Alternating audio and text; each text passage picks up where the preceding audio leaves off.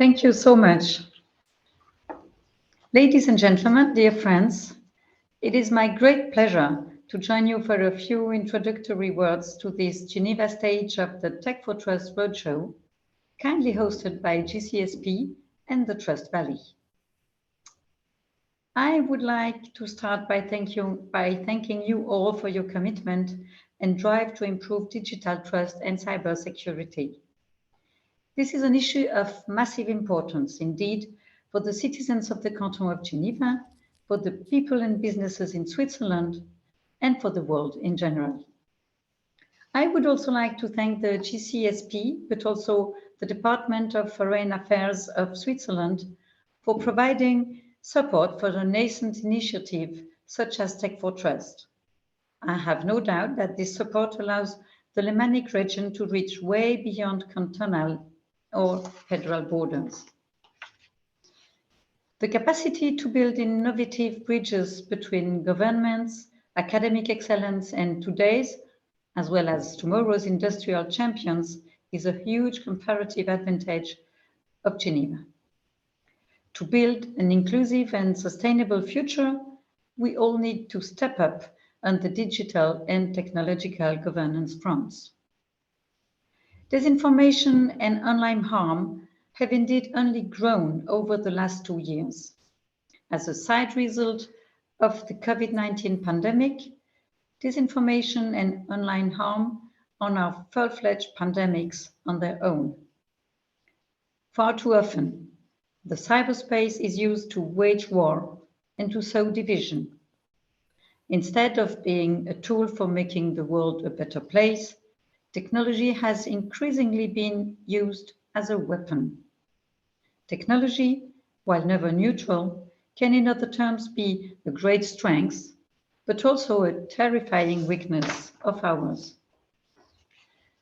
To change this paradigm, we must act swiftly.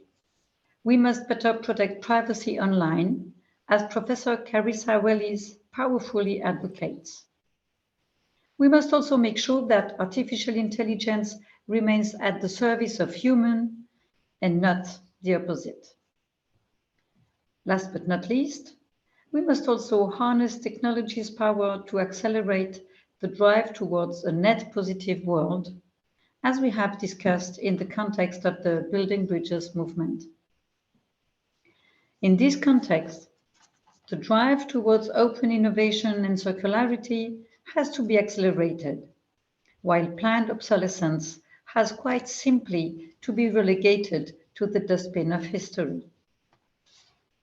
On the essential issue of data protection, we must ensure that the strategic vision developed by the Federal Department of Foreign Affairs on digital self-determination becomes a reality as soon as possible. What the Trust Valley initiated around an ethical and transparent use of public transport user data is a very good start of what should become a much more broad movement. We also need to make sure there is more diversity in a digital sphere, which is still largely dominated by men.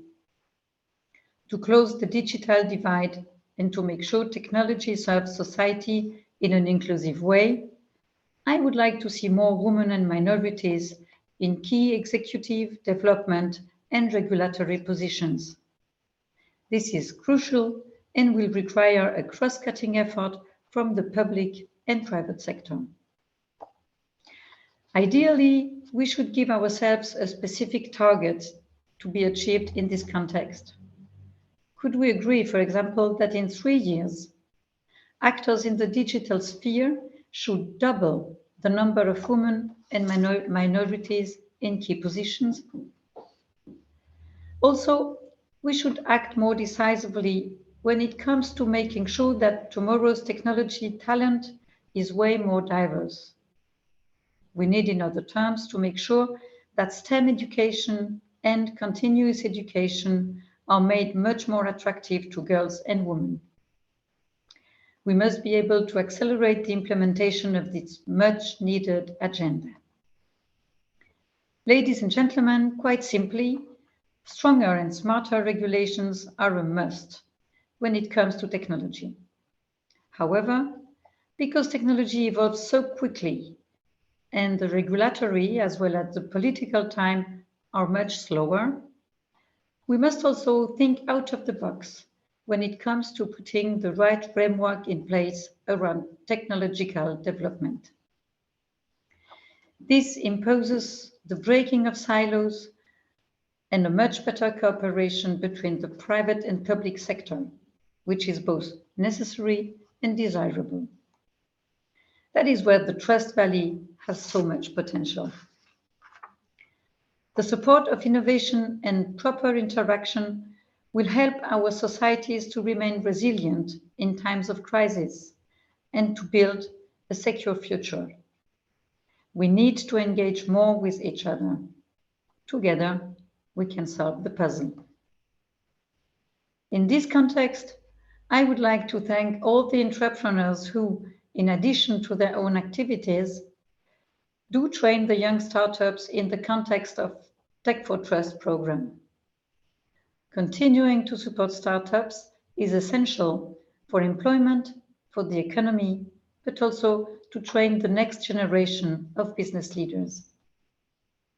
Once again, ladies and gentlemen, warm thanks for having given me the opportunity to address you tonight. Congratulations to the organizers, the dynamic startups, and to all those involved in this successful Tech4Trust program. I wish you all an inspiring evening. Thanks for your attention.